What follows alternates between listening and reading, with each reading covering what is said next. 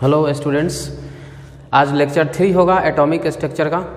और पिछले क्लास में जो एक एनिमेटेड वीडियो आपको दिखाया गया था रदरफोर्ड के एक्सपेरिमेंट को, उसको देखने के बाद साइंस में काफ़ी सारे डेवलपमेंट्स हुए।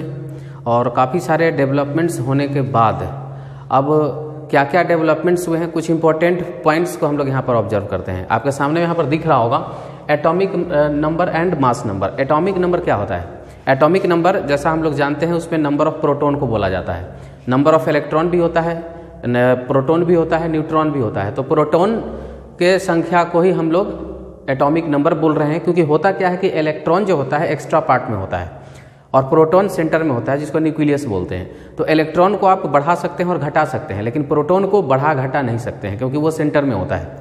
ठीक है, तो इसीलिए यहाँ पर देखिएगा डिफिनीशन में देता है कि एटॉमिक नंबर, जिसको कि हम लोग जेड से रिप्रेजेंट करने वाले हैं, वो नंबर ऑफ प्रोटॉन को it is represented by Z. Z से दिखाना है the number of proton present in nucleus is called atomic number of element. तो ये याद रखना है।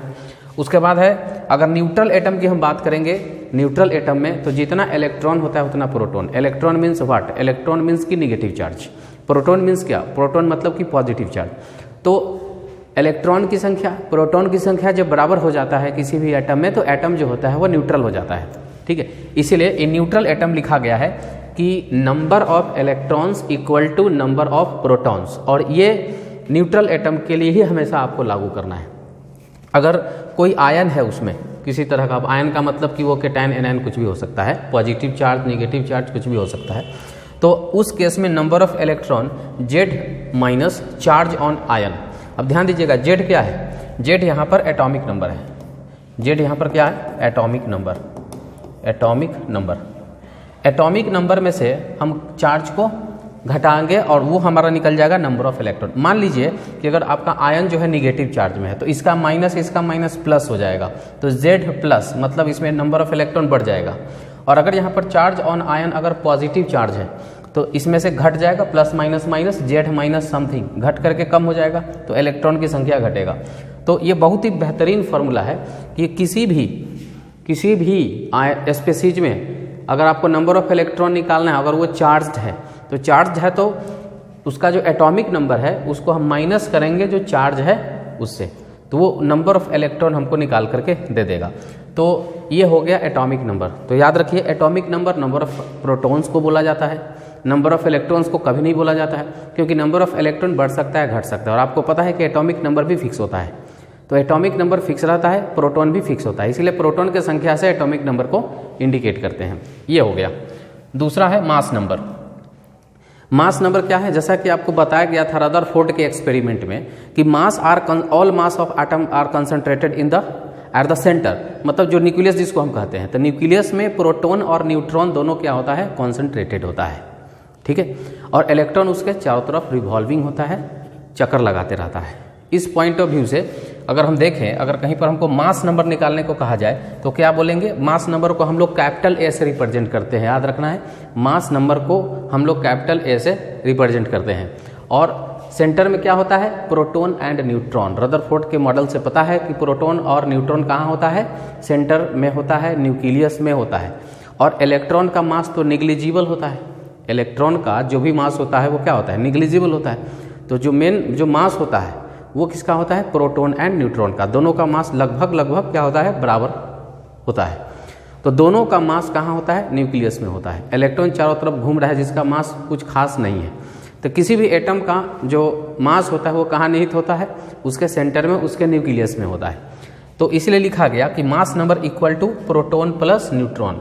मतलब आप लिख सकते हैं कि A equal to P plus N, यानी कि mass number equal to proton की संख्या प्लस न्यूट्रॉन की संख्या और उसका मास। फिर अब अगर आपको न्यूट्रॉन का संख्या अगर निकालना है तो यहाँ से आप देख सकते हैं A माइनस पी कर देंगे, तो न्यूट्रॉन हो जाएगा A माइनस पी।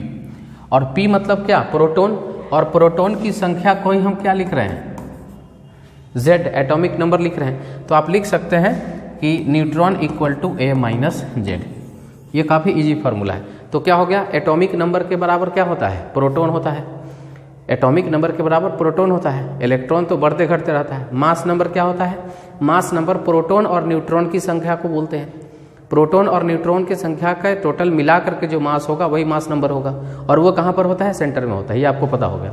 अगर हमें नंबर ऑफ न्यूट्रॉन निकालना हुआ तो यहाँ से निकाल लेंगे n equal to a minus P. अब हम p को क्या बोल रहे हैं? प्रोटॉन, और वो होता है एटॉमिक नंबर के बराबर। एटॉमिक नंबर को हम लोग z से रिप्रेजेंट करते हैं, तो इसलिए यहाँ पर z लिखा गया। तो n equal to a minus Z. जब आप इस पर एग्जाम्पल करेंगे तो आपको समझ में आएगा। जैसे मान लीजिए कि यहाँ पर सोडियम लिखा हुआ है, ध्यान दीजिएगा, यहाँ पर सोडियम है 11 है। इसमें आपको हर एक चीज़ अगर निकालने के लिए कहे, यहाँ पर इसको देखिए, सोडियम का जो प्रोटॉन का संख्या होगा वो क्या होगा? 11, क्योंकि इसका एटॉमिक नंबर क्या होता है? 11। तो 11 क्या हो गया? Z हो गया। और इलेक्ट्रॉन, यहाँ पर देखिए इलेक्ट्रॉन कितना होगा? क्योंकि एक प्लस चार्ज है ना, तो एक प्लस चार्ज है, तो क्या आया है कि अगर कोई भी चार्ज स्पीशीज हो तो उसके एटॉमिक नंबर में से उसको घटा देना है, ठीक है। तो एटॉमिक नंबर क्या हो जाएगा? 11 माइनस कर देना है इसका चार्ज, तो चार्ज है +1, चार्ज है +1, तो 11 माइनस 1 क्या हो जाएगा? 10। तो 10 हो जाएगा इसका नंबर ऑफ इलेक्ट्रॉन।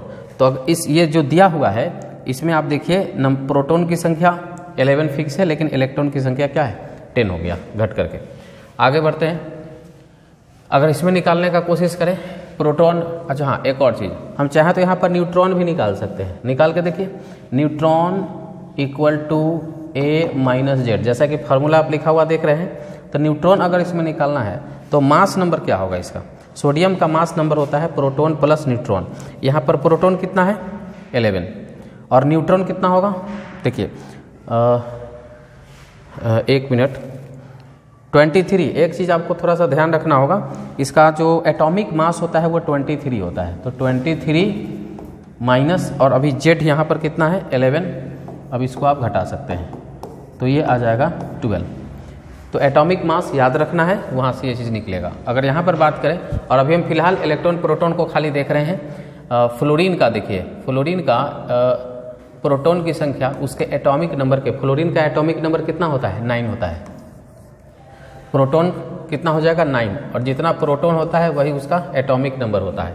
अगर हम इलेक्ट्रॉन, नंबर ऑफ इलेक्ट्रॉन की बात करें, नंबर ऑफ इलेक्ट्रॉन, तो ये क्या हो जाएगा? a minus Z, sorry atomic number लिखना था हमको, कितना हो जाएगा? एटॉमिक नंबर Z माइनस और चार्ज लिखना है यहाँ पर, एटॉमिक नंबर माइनस चार्ज। तो एटॉमिक नंबर कितना है? 9 माइनस चार्ज कितना है इसका? 1 माइनस है, तो -1। ये माइनस माइनस मिल करके क्या हो जाएगा? 10 हो जाएगा। तो इस तरह से नंबर ऑफ इलेक्ट्रॉन कितना है? 10 है। प्रोटॉन की संख्या कितना है? 9 है। इसमें अगर हम निकालें, ध्यान दीजिएगा, तो कार्बन का प्रोटॉन की संख्या एटॉमिक नंबर के बराबर, तो कार्बन क्या है? 6 के बराबर है, और जो क्या हो जाएगा? Z इसके इक्वल में हो जाएगा। उसके बाद अगर हम बात कर लें नंबर ऑफ इलेक्ट्रॉन, तो इसमें कोई भी चार्ज नहीं है। नंबर ऑफ इलेक्ट्रॉन क्या हो जाएगा? प्रोटॉन के बराबर, न्यूट्रल चार्ज है इसमें, और इसका मास नंबर आप देख सकते हैं 12 यहाँ पर है। मास नंबर क्या है? 12 ऊपर लिखा हुआ है। हमेशा ऊपर नीचे मास नंबर ऊपर, नीचे एटॉमिक नंबर, ऊपर मास नंबर लिखा जाता है। इसमें भी आप निकाल सकते हैं 8। नंबर ऑफ इलेक्ट्रॉन कितना होगा इसमें? नंबर ऑफ इलेक्ट्रॉन इसके एटॉमिक नंबर के बराबर होता है 8, और चूंकि न्यूट्रल है इसलिए न्यूट्रल में इलेक्ट्रॉन प्रोटॉन बराबर होता है, और नंबर ऑफ प्रोटॉन क्या हो जाएगा? ये भी 8 हो जाएगा। तो इसलिए मास नंबर इसका क्या हो जाता है? 16। इसका न्यूट्रॉन की संख्या भी क्या हो जाएगा? 8 हो जाएगा। तो जब P + N जोड़ेंगे तो क्या हो जाएगा? 16, क्योंकि मास नंबर होता है A बराबर P + N। तो ये सब छोटा छोटा क्वेश्चन है जो आप आराम से इसको देख सकते हैं। अब कुछ इंपॉर्टेंट डिफिनीशन आपको बता देते कि जो भी चीज़ ये अभी देख रहे हैं ये एकदम बेसिक टर्म है। मतलब अगर आप एटॉमिक स्ट्रक्चर पढ़ रहे हैं तो ये चीज़ आपको एक बार देख लेना चाहिए, ठीक है। कहीं कहीं पर काम पड़ता है और कभी कभी क्वेश्चन इस पर आ जाते हैं, तो इसी पॉइंट ऑफ व्यू से इसका कुछ मेन थ्योरी ये है नहीं।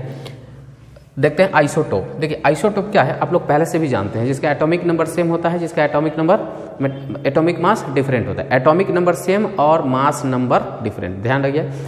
एटॉमिक नंबर सेम और मास नंबर क्या होना चाहिए? डिफरेंट होना चाहिए। तो एटॉमिक नंबर सेम, जैसे यहाँ पर कुछ एग्जाम्पल्स लिए गए हैं, ये देखिए आप ध्यान दीजिएगा, सभी का एटॉमिक नंबर क्या है? सेम है। 6, 6 एटॉमिक नंबर, 6 एटॉमिक नंबर, लेकिन इसके मास नंबर अलग है। इसका मास नंबर 12 है, इसका मास नंबर 13 है और इसका मास नंबर क्या है 14 है।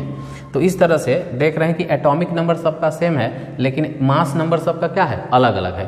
तो इसीलिए ये सभी आपस में क्या कहे जाएंगे आइसोटोप कहे जाएंगे। ठीक है, फिजिकल प्रॉपर्टी सेम होता है, केमिकल प्रॉपर्टी डिफरेंट होता है।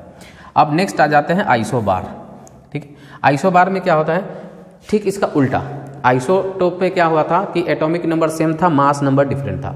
आइसोबार में क्या होगा कि एटॉमिक नंबर डिफरेंट रहेगा और मास नंबर क्या रहेगा सेम रहेगा।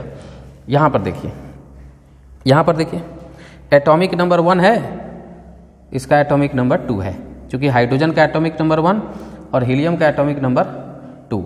तो यहाँ जो मास नंबर है देखिएगा सेम है, इसका भी मास नंबर 3 है और इसका भी 3 है। अब आपको लगेगा कि हाइड्रोजन का मास 3 कैसे हो गया, तो देखिए हाइड्रोजन के 3 आइसोटोप होते हैं। थोड़ा सा यहाँ पर लिख के बताते हैं, हाइड्रोजन के 3 आइसोटोप होते हैं। ठीक है, 3 आइसोटोप कौन कौन होते हैं, जिसको हम कहते हैं प्रोटियम, जान लीजिए प्रोटियम, ड्यूटेरियम और एक होता है ट्राइटियम। प्रोटियम मतलब क्या, हाइड्रोजन को बोलते हैं। ड्यूटेरियम मतलब क्या, जिसका मास नंबर 2 है। ट्राइटियम मतलब क्या, जिसका मास नंबर 3 है। तो हाइड्रोजन 3 आइसोटोप में एग्जिस्ट करता है, एक प्रोटियम में, एक ड्यूटेरियम, एक ट्राइटियम में। प्रोटियम में हाइड्रोजन का एटॉमिक मास 1 होता है, ड्यूटेरियम में हाइड्रोजन का एटॉमिक मास 2 होता है और ट्राइटियम में हाइड्रोजन का एटॉमिक मास 3 होता है। तो इसलिए यहाँ पर जो लिया गया है वो ट्राइटियम लिया गया है। अगर ट्राइटियम और हीलियम के 3 आइसोटोप वाला अगर आप देखिएगा तो इस दोनों में मिलेगा कि एटॉमिक नंबर तो अलग है लेकिन इसका मास नंबर क्या मिल जाएगा आपको सेम। तो ये दोनों आपस में क्या कहे जाएंगे आइसोबार। तो कहीं भी दिया हुआ है अगर तो आप ये चेक कीजिएगा कि उसका एटॉमिक नंबर डिफरेंट हो लेकिन मास नंबर क्या हो अलग अलग हो। इसका फिजिकल और केमिकल जो प्रॉपर्टी होता है दोनों अलग होता है। चलिए आइसोडाइफर्स के बारे में आपको बता रहे हैं। आइसोडाइफर्स क्या होते हैं, यहाँ पर लिखा है कि they are the atoms of different elements which have the same difference of number of neutron and proton. Neutron proton मतलब कि जिसका n-p value should be same. n-p value क्या होना चाहिए, सेम होना चाहिए। चलिए तो यहाँ पर कुछ एग्जाम्पल्स दिया हुआ है, इस दोनों को चेक करते हैं कि क्या ये आपस में आइसोडाइफर्स है। आइसोडाइफर्स मतलब कि इसका हम n-p वैल्यू निकालेंगे। चलिए तो इसका n निकालते हैं, नंबर ऑफ न्यूट्रॉन। तो प्रोटॉन की संख्या कितना हो जाएगा, ध्यान से देखें। प्रोटॉन की संख्या बोरोन में कितना होता है, एटॉमिक नंबर के बराबर होता है। तो बोरोन का एटॉमिक नंबर क्या है 5 है। न्यूट्रल है तो इलेक्ट्रॉन का भी संख्या क्या हो जाएगा 5। अब आप जानते हैं मास नंबर यहाँ पर दिया हुआ है 11। तो नंबर ऑफ न्यूट्रॉन निकालने का तरीका है a-z। तो a-z, तो a मतलब मास नंबर, ऊपर मास नंबर लिखा हुआ है तो ये क्या हो गया 11 और z मतलब एटॉमिक नंबर 5। तो नंबर ऑफ न्यूट्रॉन हो जाएगा 6। नंबर ऑफ न्यूट्रॉन क्या हो गया 6। अच्छा अब देखिए यहाँ पर n-p निकालिए, n-p इक्वल टू, तो n-p यहाँ चूँकि हमको आइसोडाइफर्स यही डिफाइन करता है कि जिसका भी n-p वैल्यू सेम होगा वो दोनों आपस में आइसोडाइफर्स कहे जाएंगे। तो न्यूट्रॉन का संख्या हो गया 6 और क्या बोलते हैं प्रोटॉन की संख्या ये 5 है, कितना आ गया +1। तो यहाँ पर n-p का वैल्यू 1 आया। अब हम इसमें निकालेंगे, इसमें प्रोटॉन की संख्या क्या है 6, क्योंकि जितना एटॉमिक नंबर होता है उतना ही प्रोटॉन होता है। तो कार्बन का एटॉमिक नंबर 6 होता है तो इसलिए इसके प्रोटॉन की संख्या क्या हो गया 6 हो गया, जो Z के बराबर होता है। उसके बाद इलेक्ट्रॉन कितना होगा, कार्बन में इलेक्ट्रॉन की संख्या उतना ही होता है जितना कि प्रोटॉन का होता है, अगर न्यूट्रल है तो ये हो गया। उसके बाद एटॉमिक मास, यहाँ पर देखिए ऊपर लिखा हुआ है atomic mass A equal to 13। जब भी एलिमेंट के ऊपर में लिखा जाए तो मास और नीचे लिखा जाए तो एटॉमिक नंबर, ये याद रहे। अब यहाँ से हम लोग न्यूट्रॉन का संख्या निकालते हैं। न्यूट्रॉन निकलेगा a-z। A का मान कितना है 13 और Z कितना है, Z तो एटॉमिक नंबर 6 के बराबर है तो ये आ जाएगा 7। अब यहाँ से हम लोग n-p निकालते हैं तो 7 - 6 देखिए क्या आ गया 1 आ गया। तो इसका भी n-p का वैल्यू 1 है और इसका भी n-p का वैल्यू क्या है 1 है। तो मतलब दोनों का जो एक डिफरेंस आ रहा है न्यूट्रॉन और प्रोटॉन का वो 1 आ रहा है, इसीलिए इसको हम लोग क्या कहते हैं आइसोडाइफर्स। तो आइसोडाइफर्स यही डिफाइन करता है कि it is the difference of total number of neutron and proton. चलिए आगे बढ़ते हैं। आइसोटोन, या आइसोटोन का ही दूसरा नाम आइसोन्यूट्रॉनिक है या फिर उसको आइसोटोनिक कहते हैं। ठीक है, अब आइसोन्यूट्रॉन मतलब आइसोटोन में क्या होता है कि नंबर ऑफ न्यूट्रॉन सेम होना चाहिए, कि the two system which have same number of neutron. तो चलिए दोनों में चेक कर लेते हैं, इसमें नंबर ऑफ न्यूट्रॉन निकालते हैं। तो 1H3 में नंबर ऑफ न्यूट्रॉन, तो इसमें प्रोटॉन की संख्या क्या होगा, जितना एटॉमिक नंबर होता है, इलेक्ट्रॉन भी कितना होगा वही हो जाएगा, और प्रोटॉन का संख्या Z हो जाता है, और इसमें मास नंबर दे रखा है 3, तो यहाँ से n इक्वल टू आ जाएगा निकल के A माइनस जेड, A कितना है 3 और Z कितना है 1, मतलब ये हो जाएगा 2। तो इसका जो न्यूट्रॉन का संख्या आया वो क्या आया, 2 आया। ठीक है, अब इसमें चेक कर लेते हैं। इसमें हीलियम के लिए अगर हम हीलियम में देखें तो यहाँ पर प्रोटॉन की संख्या कितना है 2, न्यूट्रल है तो इलेक्ट्रॉन का संख्या भी 2, मास नंबर यहाँ पर 4 दिया हुआ है, तो न्यूट्रॉन का संख्या हो जाएगा A माइनस जेड। अब A कितना है, मास नंबर है 4 और Z है 2, तो यहाँ पर क्या हो जाएगा 2। तो आप देख सकते हैं इसका भी न्यूट्रॉन का संख्या निकल के क्या आया 2। इसीलिए ये दोनों आपस में क्या होंगे, आइसोटोन्स हो जाएंगे। ठीक है, या आइसोन्यूट्रॉनिक हो जाएंगे, या यहाँ पर ये गलत लिखा हुआ नहीं, ठीक है, आइसोटोनिक भी आप बोल सकते हैं इसको, आइसोटोनिक, आइसोन्यूट्रॉनिक, ठीक है, ये सब बोल सकते हैं।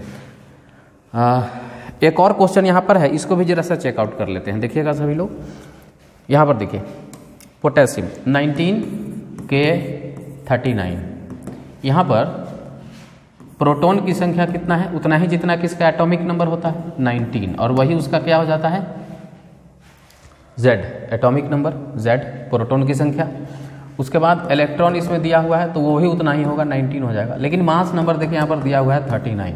अब हम लोग क्या करेंगे, न्यूट्रॉन निकालेंगे A माइनस जेड से, तो A कितना है 39, Z कितना है 19, अब ये हो जाएगा 20।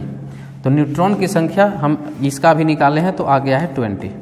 अब इसका निकालते हैं, देखिए कैल्शियम वाले का निकालते हैं। प्रोटॉन की संख्या कितना होगा, जितना एटॉमिक नंबर होता है, ये देखिए 20 इसका एटॉमिक नंबर, प्रोटॉन उतना ही हो गया। उसके बाद मास नंबर यहाँ पर दे रखा है 40, तो न्यूट्रॉन निकाल लेंगे A माइनस जेड, यानी कि 40 माइनस 20, यानी कि ये क्या हो जाएगा 20। तो यहाँ पर न्यूट्रॉन का संख्या हो गया 20। देखिए यहाँ भी दोनों में नंबर ऑफ न्यूट्रॉन का संख्या क्या है, सेम है। तो ऐसा कोई भी स्पेसीज जिसमें नंबर ऑफ न्यूट्रॉन का संख्या क्या हो, इक्वल हो, तो उसको हम लोग आइसोटोनिक बोलते हैं। तो ये दोनों एग्जाम्पल आइसोटोन को फिट कर रहा है। आगे बढ़ते हैं, आइसोस्टर्स। देखिए बहुत अच्छे से डेफिनेशन लिखा गया है कि they are the molecules which have the same number of atoms and electrons. क्या है, जिसमें एटम की संख्या भी सेम है, नंबर ऑफ इलेक्ट्रॉन का भी संख्या सेम है, उसी को हम लोग क्या कहते हैं, आइसोस्टर्स बोलते हैं, आइसोस्टर्स। अब इसको थोड़ा सा चेक कर लेना है हमको, ये CO2 है और ये N2 है। अब इसमें नंबर ऑफ एटम क्या हो जाएगा, नंबर ऑफ एटम ये आ जाएगा आपको 2 ऑक्सीजन और 1 कार्बन, तो ये 3 हो जाएगा। और N2 में देखिए इसमें नंबर ऑफ एटम अगर हम निकालें तो नंबर ऑफ एटम हो जाएगा 2 नाइट्रोजन 1 ऑक्सीजन, तो 3 हो जाएगा। अब इलेक्ट्रॉन काउंट करते हैं, नंबर ऑफ इलेक्ट्रॉन, तो इसमें नंबर ऑफ इलेक्ट्रॉन हो जाएगा कार्बन का कितना 6, ऑक्सीजन का होता है 8, तो 2 ऑक्सीजन है तो 16 हो जाएगा, और इसका नंबर ऑफ इलेक्ट्रॉन 22 हो जाएगा। उसी तरह से इसका नंबर ऑफ इलेक्ट्रॉन निकालते हैं, नंबर ऑफ इलेक्ट्रॉन नाइट्रोजन का होता है 7, तो 2 नाइट्रोजन है तो ये 14 हो जाएगा, और ऑक्सीजन का होता है 8। इलेक्ट्रॉन अगर निकालना है तो उसका एटॉमिक नंबर देखिए, क्योंकि इलेक्ट्रॉन उतना ही होगा जितना उसका एटॉमिक नंबर होगा। ठीक है, अब 14 और 8 यहाँ पर क्या हो जाएगा 22। आप देख सकते हैं दोनों में नंबर ऑफ इलेक्ट्रॉन का संख्या क्या है, बराबर है। तो नंबर ऑफ इलेक्ट्रॉन बराबर हो और नंबर ऑफ एटम भी बराबर हो, तो ऐसे सिस्टम को हम लोग क्या बोलते हैं, आइसोस्टर्स बोलते हैं। ठीक है, नेक्स्ट है आइसो इलेक्ट्रॉनिक।